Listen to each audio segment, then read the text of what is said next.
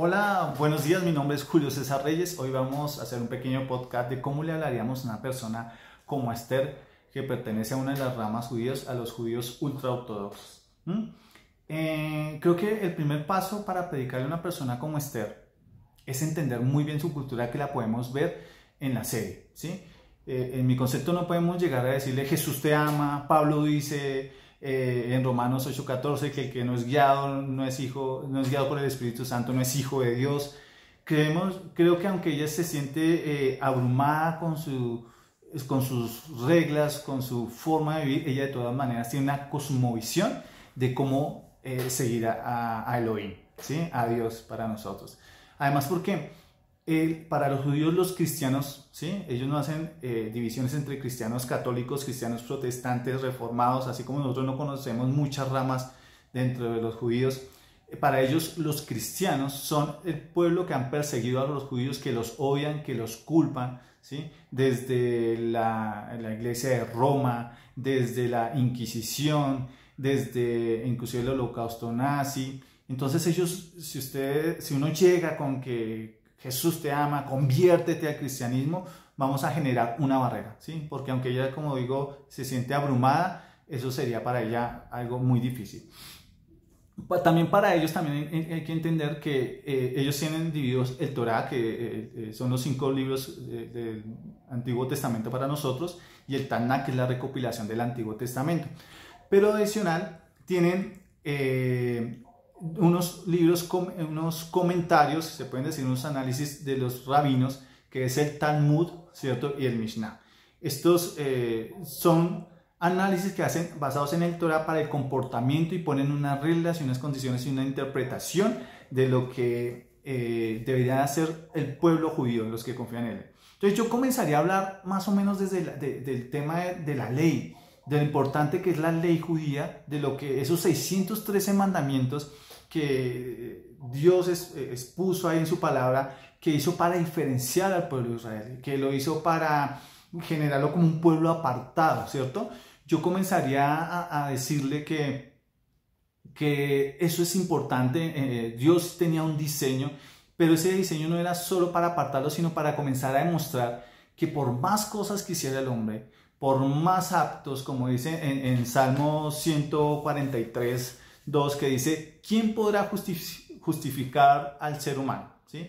Por más leyes que cumplamos, Dios puso esa ley para ver, ustedes no pueden ser justificados, ustedes tendrían que hacer muchas cosas, y si hicieran todas las reglas del mundo, así siguieran muchas condiciones, nadie podría ser justificado. Entonces le comenzaría a hablar que la ley no justifica, que Dios siempre ha mirado el corazón, la intención, la relación del hombre con Dios. Y podría un ejemplo decirle que, por ejemplo, Ruth la Moabita, a pesar de su pasado, a pesar de haber sido de un pueblo que se consideró como enemigo del pueblo de Israel, y que su papá que fue una descendencia basada en el incesto, ¿cierto? Dios escogió Ruth con su corazón. Dios permitió que Ruth fuera partícipe de la promesa, ¿cierto? Que inclusive llegó a ser la bisabuela de David. Le recordaría eso, yo creo que ella lo sabría, y le comenzaría a decir que Dios no es un Dios de leyes, de comportamientos, sino de relación. Que esa relación obviamente lleva unos comportamientos, pero no es primero las obras, sino es tener una relación. Le recordaría, por ejemplo, ¿qué nos dijo Isaías? ¿Sí? Isaías dijo que vendría un Mesías que vendría a vender a los quebrantados de corazón, a publicar la libertad a los cautivos, ¿cierto? Y también le hablaría de cómo en Zacarías 2:8 Dios promete a Israel que lo cuidaría como la niña de sus ojos. Que en Isaías 49:16 también, que los tiene en la palma de su mano. Dios quiere cuidarla, Dios quiere tenerla en su corazón, no quiere que ella encuentre el refugio en otras cosas, ¿sí? Que no se abrume por la ley, que lo que Dios quiere es tener una relación de cuidado como la niña de sus ojos, ¿sí? Que Dios la ama, que no es por cuántos hijos pueda tener, ¿sí? Sino que Dios tiene un propósito con ella. Entonces, en conclusión, yo creo que para predicarle a una persona como Esther, que viene de una religión ultrajudía, la escucharía, quisiera entender su descontento, ¿cierto? Decirle que ella el amor y el valor que está buscando no lo va a encontrar en otra religión, no lo va a encontrar en otras personas, sino en el Dios de la Biblia, en ese Dios que ella ya conoce.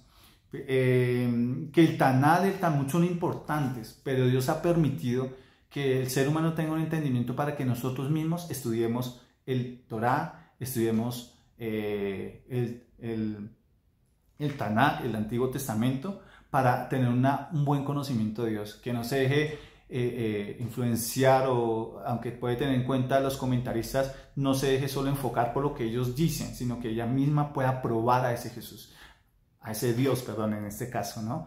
Y después ella se va a dar cuenta, ¿cierto?, cuando comienza a estudiar, de que las profecías apuntan a un Mesías que vino a restaurar la relación. En conclusión, yo podría decir que después de estas dos que di, el primero escucharla, decirle del amor y el valor que Dios encuentra, que no se encuentra en otra religión, yo podría decir lo importante y valoro y admiro la cultura judía ultraortodoxa, cómo valoran las escrituras, cómo la estudian, cómo se alimentan de ellas, ¿sí? Eso es, como dice la palabra, que la fe viene por el oír y el oír de la palabra de Dios, y eso es algo que el pueblo cristiano deberíamos de hacer. Entonces, eso es todo por hoy. Es mi podcast sobre cómo podría llegar a Esther. Sería mucho más amplio, tendría que conocer más de su cultura, más de cómo tiene su cosmovisión, ¿cierto? Pero creo que podríamos llegar a ese punto. Bueno, bendiciones.